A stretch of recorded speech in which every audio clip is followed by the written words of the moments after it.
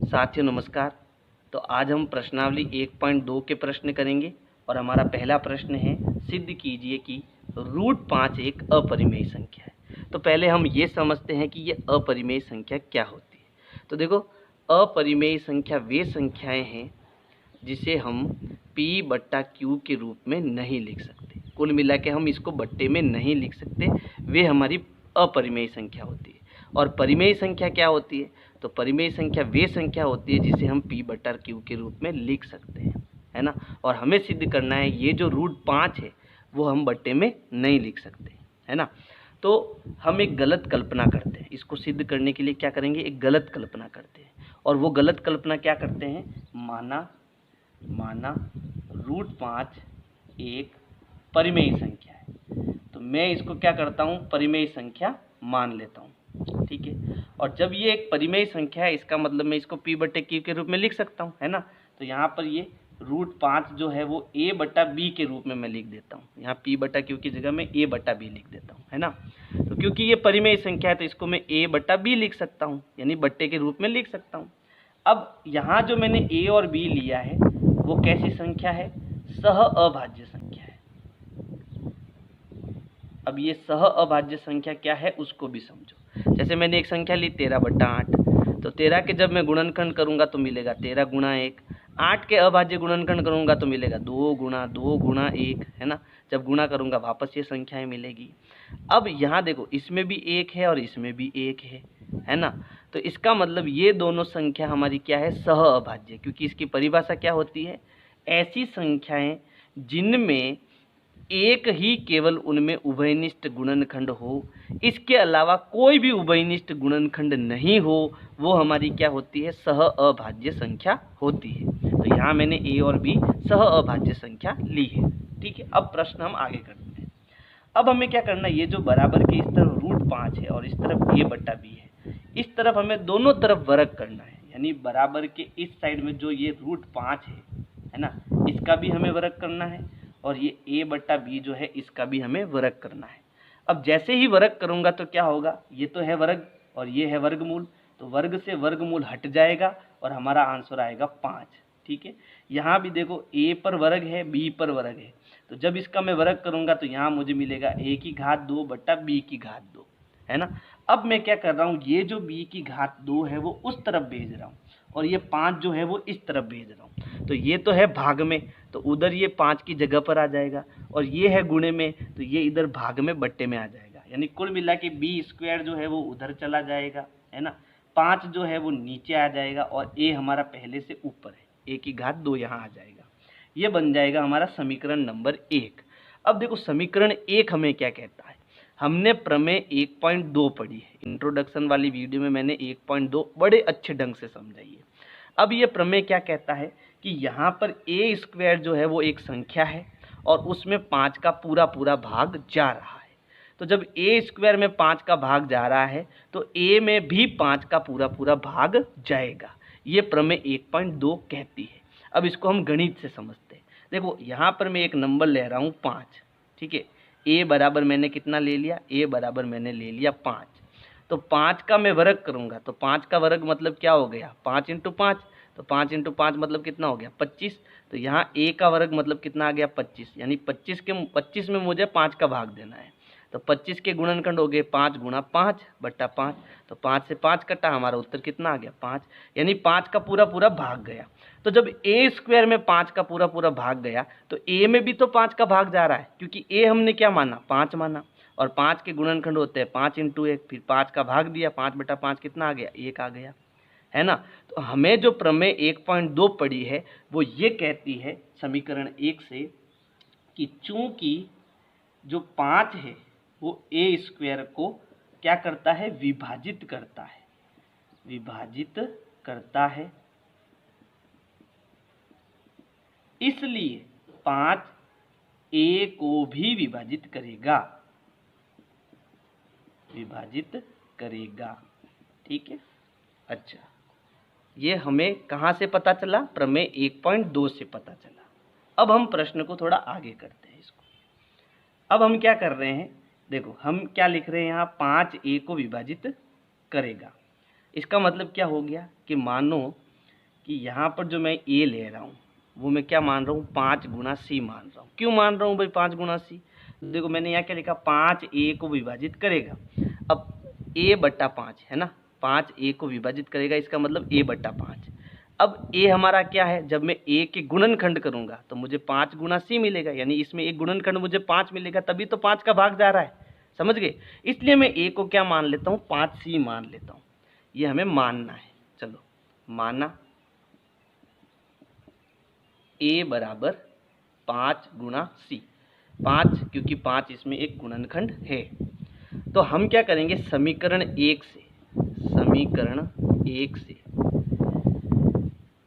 ए का मान कितना रखेंगे, 5 गुना सी रखेंगे। तो समीकरण 1 हमारा क्या है, बी स्क्वायर बराबर ए स्क्वायर, यहाँ पर ए की जगह मैं कोष्टक बना रहा हूँ, ए स्क्वायर बट्टा 5, और ए मुझे कितना रखना है, 5 गुना सी रखना है, क्योंकि ये मैंने माना है ना, ए की जगह मैंने 5 सी रख दिया।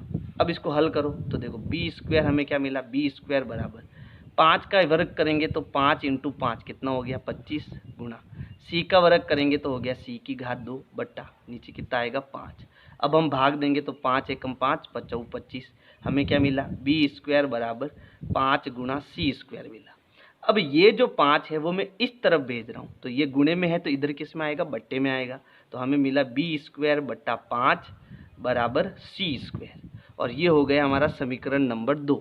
अब देखो समीकरण 2 क्या कह रहा है, बी स्क्वायर बट्टा 5, इसका मतलब ये कोई एक संख्या है जिसमें 5 का पूरा भाग जा रहा है।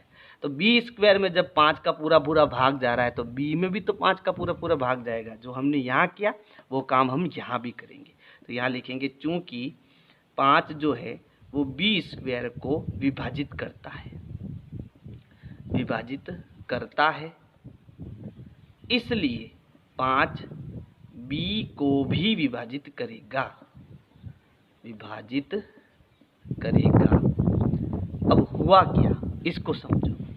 हमने ए और बी को क्या माना, सह अभाज्य संख्या माना। इसका मतलब जब मैं ए के गुणनखंड करूंगा तो वो मुझे 1 इंटू मान लो कोई भी एक संख्या बी ये डी मिलना चाहिए, है ना, डी मिलना चाहिए, और बट्टा बी के जब मैं अभाज्य गुणनखंड करूंगा तो मान लो इसमें 1 इंटू ई मिलना चाहिए, यानी 1 के अलावा कोई भी अभाज्य गुणनखंड इसमें मुझे नहीं मिलना चाहिए। जबकि हो क्या रहा है कि भाई ये भी 5 को विभाजित कर रहा है, ये भी 5 को विभाजित कर रहा है, यानी ए बट्टा बी के अंदर ये हो गया 5 इंटू सी, है ना, और ये मान लो 5 इंटू एफ हो गया, यानी इसमें भी 5 आ रहा है, इसमें भी 5 आ रहा है। जबकि ये तो हमने सह अभाज्य संख्या मानी थी, एक के अलावा कोई गुणनखंड आना ही नहीं चाहिए था। जबकि इसमें तो दोनों में, ए में भी 5 आ रहा है क्योंकि इसमें 5 का भाग जा रहा है, बी में भी 5 आ रहा है क्योंकि इसमें 5 का भाग जा रहा है। इसका मतलब ये तो सह अभाज्य संख्या है ही नहीं, जबकि हमने तो माना ये सह अभाज्य संख्या है। तो इसका मतलब क्या हुआ, ये हमने गलत कल्पना करी है। उस गलत कल्पना के कारण ही हमारा जो उत्तर है वो हमें नहीं मिल रहा है। बात समझ में आई? तो यानी कि जो हमने गलत कल्पना करी है यही कारण है कि इसको हम बट्टे में नहीं लिख सकते, और हम बट्टे में इसको नहीं लिख सकते, इसका मतलब ये कैसी संख्या है, एक अपरिमेय संख्या है। तो यहाँ अब नीचे हमें लिखना है, यहाँ एक विरोधाभास है। विरोधाभास क्या है, क्योंकि ए और बी तो सहअभाज्य संख्या है, ए और बी तो सहअभाज्य संख्या है, इसमें एक के अलावा कोई उभयनिष्ठ गुणनखंड नहीं आना चाहिए। जबकि ए और बी में तो 5 एक उभयनिष्ठ गुणनखंड आ रहा है ना। तो इसका मतलब ये क्या हो गया, एक विरोधाभास हो गया, क्योंकि ए और बी तो सहअभाज्य संख्या है। अतः हमने एक गलत कल्पना की। हमने गलत कल्पना क्या की कि √5 एक परिमेय संख्या है, इसको हम बट्टे में लिख सकते हैं। जबकि ये तो हमने कल्पना ही क्या की, गलत कल्पना की है। स्पष्ट है कि √5 एक अपरिमेय संख्या है, क्योंकि इसको बट्टे के रूप में नहीं लिखा जा सकता है। तो इस प्रकार से आपको ये प्रश्न संख्या 1 करना है। प्रश्न संख्या 2 है, सिद्ध कीजिए 3 + 2 गुणा √5 एक अपरिमेय संख्या है ना। तो ये सिद्ध करना हमारा आसान है, क्योंकि हमें ये स्पष्ट पता है कि परिमेय क्या होता है और अपरिमेय क्या होता है ना। तो हमें परिमेय और अपरिमेय को अलग अलग करना है, तो ये हमारा क्या हो जाएगा, सिद्ध हो जाएगा। तो चलो अब इसको हम करना कैसे ये समझो कि भाई माना ये जो पूरी संख्या है 3 + 2 गुणा √5, एक कैसी संख्या है, परिमेय संख्या है। ठीक है, तो जब ये एक परिमेय संख्या है तो इसको मैं बट्टे के रूप में लिख सकता हूँ। तो यहाँ मैं 3 + 2 गुणा √5 को किसके बराबर लिख सकता हूँ, a/b के बराबर लिख सकता हूँ। यानी जब मैं इसको सरल करूँगा तो मुझे एक बट्टे वाली संख्या मिलनी चाहिए। अब देखो मैं क्या कर रहा हूँ, ये जो अभी मैंने सिद्ध किया, क्या सिद्ध किया, √5 क्या है, एक अपरिमेय संख्या है ना। तो जब रूट वाली संख्या को मैं इस तरफ ले लूँ, यानी इसको अलग रख दूँ और बाकी संख्या को मैं इधर लेके आ जाऊं, तो मेरा ऑटोमेटिक क्या हो जाएगा, सिद्ध। हम क्या करेंगे, √5 को इधर रखेंगे, बाकी सबको हम उधर भेज देंगे। तो सबसे पहले मैं इस 3 को जो है उधर भेज रहा हूँ, और ये जो 3 है वो बराबर के इस तरफ किस में है, प्लस में है। और समीकरण में हम जानते हैं कि जो संख्या प्लस की है उधर भेजने पर वो कैसी हो जाती है, माइनस की हो जाती है। तो यहाँ पर देखो बराबर अपनी जगह पर है, 2 गुणा √5 भी अपनी जगह पर है, a/b भी अपनी जगह पर है। मैं किसको उधर भेज रहा हूँ, +3 को उधर भेज रहा हूँ। यहाँ कोई प्लस माइनस नहीं है, मतलब वो प्लस का है ना। तो ये 3 प्लस का उधर जाके क्या हो जाएगा, -3 हो जाएगा। और 3 सिर्फ अकेली संख्या के नीचे में क्या लगा सकता हूँ, बट्टा 1 लगा सकता हूँ। तो क्योंकि ये बट्टे की है तो इसको भी बट्टे की बनाना पड़ेगा। ये हो गया हमारा 3/1, यानी a/b में से मुझे 3/1 को क्या करना है, घटाना है। और बट्टे वाली संख्या को घटाते कैसे हैं, लसअ से। अब कैसे करना है इसको आगे समझो। तो ये हो गया 2 गुणा √5 बराबर, इनका क्या लेंगे, लसअ। कैसे लेना है, b का 1 से गुणा करो। तो हम जानते हैं किसी संख्या को 1 से गुणा करने पर हमें वही संख्या मिलती है। तो b × 1 करेंगे तो क्या मिलेगा, b मिलेगा। अब हमें क्रॉस गुणा करना है, पहले b और 1 का गुणा करके नीचे लिखना है। अब हमें क्रॉस गुणा करना, क्रॉस में 1 का a से गुणा करेंगे तो a मिलेगा, b का 3 से गुणा करेंगे तो 3 गुणा b मिलेगा। 3 पहले लिखना है, b बाद में लिखना है। ठीक है, अब इस 2 को भी हमें उधर भेजना है। तो 2 यहाँ किस में है, गुणे में, तो उस तरफ किस में जाएगा, भाग में, भाग मतलब बट्टे में। तो यहाँ नीचे इसमें b के साथ आ जाएगा ये। तो हमें मिलेगा √5 बराबर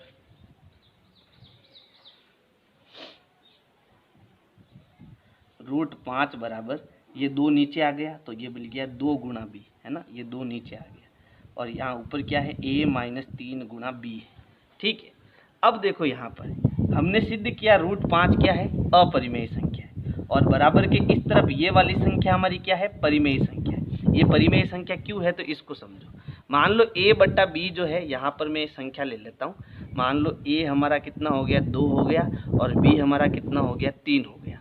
तो यहाँ a और b की जगह मैं 2 और 3 रखता हूँ। देखो a मुझे कितना रखना है, 2 -3 गुणा, यहाँ गुणे का निशान है, b कितना रखना है, 3 बट्टा 2 गुणा b, 2 गुणा b कितना रखना है, 3। सरल करो इसको तो ये हो गया 2 - 3 3 9 बट्टा 3 दूनी 6।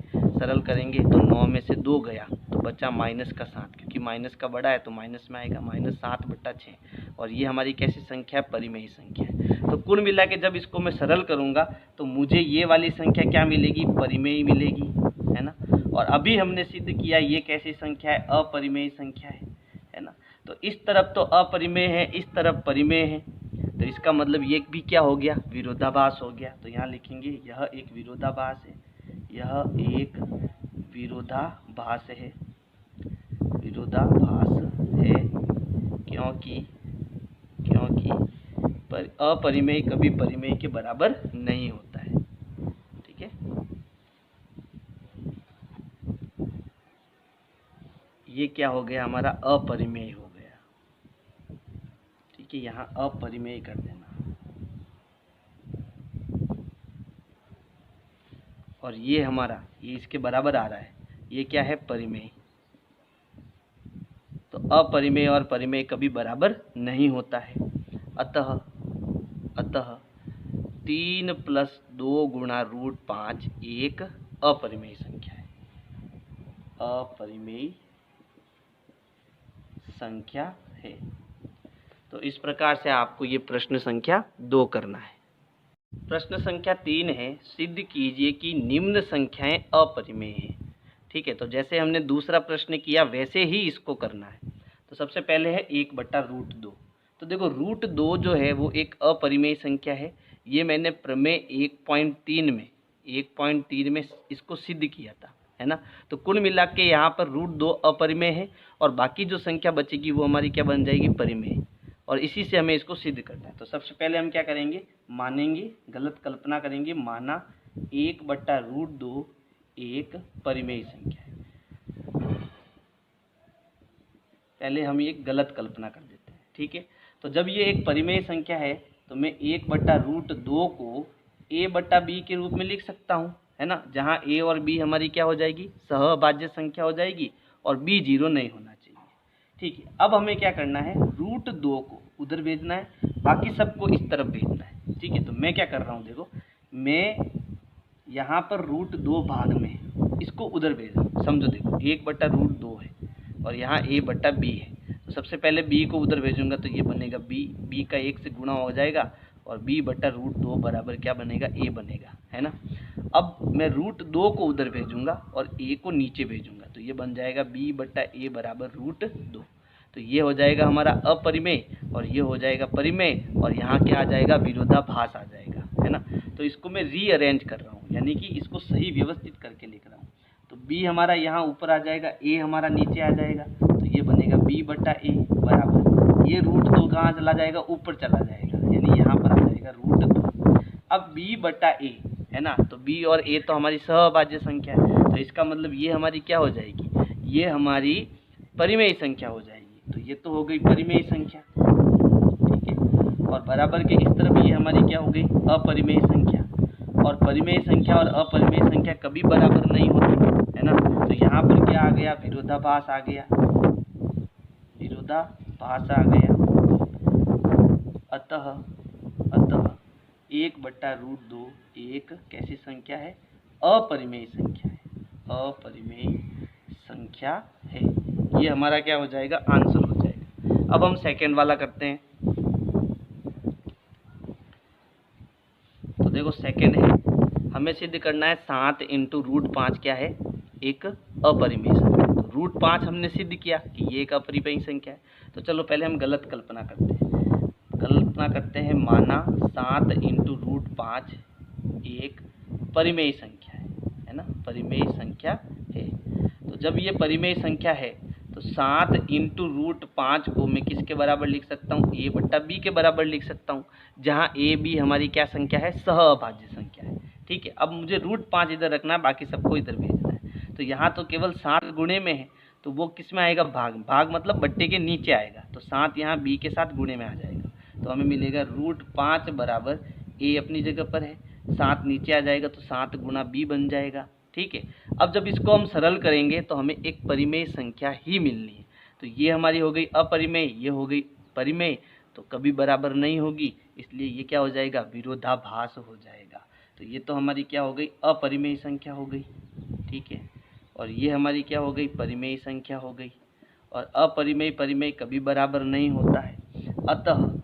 अतः 7 गुणा √5 एक अपरिमेय संख्या है। देखो बहुत सरल है, बस आपको बराबर के इधर एक परिमेय बनानी है और इधर अपरिमेय बनानी है, कुछ नहीं करना है इसमें। चलो अब हम तीसरा वाला थर्ड कर लेते हैं, ये भी आसान है। तो सबसे पहले हम गलत कल्पना करेंगे, माना 6 + √2 एक परिमेय संख्या है, ठीक है, परिमेय संख्या है। तो जब ये परिमेय संख्या है तो इसको हम a/b के रूप में लिख सकते हैं। तो 6 + √2 किसके बराबर आएगा, a/b के बराबर आएगा, जहाँ a b हमारी क्या हो जाएगी, सहअभाज्य संख्या हो जाएगी। अब हमें √2 को इधर रखना है, 6 को उधर भेजना है, तो √2 यहीं रहेगा, a/b भी अपनी जगह पर, 6 उधर जाएगा तो प्लस का उधर जाके क्या हो जाएगा, माइनस हो जाएगा। 6 को हम 6/1 भी लिख सकते हैं। तो √2 बराबर, अब इनका लसअप लेंगे तो b का 1 से गुणा करेंगे तो नीचे b आएगा, 1 का a से गुणा करेंगे तो a आएगा, b का 6 से गुणा करेंगे तो 6 × b आएगा। जब इसको सॉल्व करेंगे तो हमें एक बट्टे वाली संख्या मिलेगी, यानी ये तो हमारी क्या हो गई, अपरिमेय हो गई, और ये पूरी संख्या हमारी क्या हो गई, परिमेय हो गई, है ना। और अपरिमेय परिमेय कभी बराबर नहीं होता। अतः 6 + √2 एक अपरिमेय संख्या है।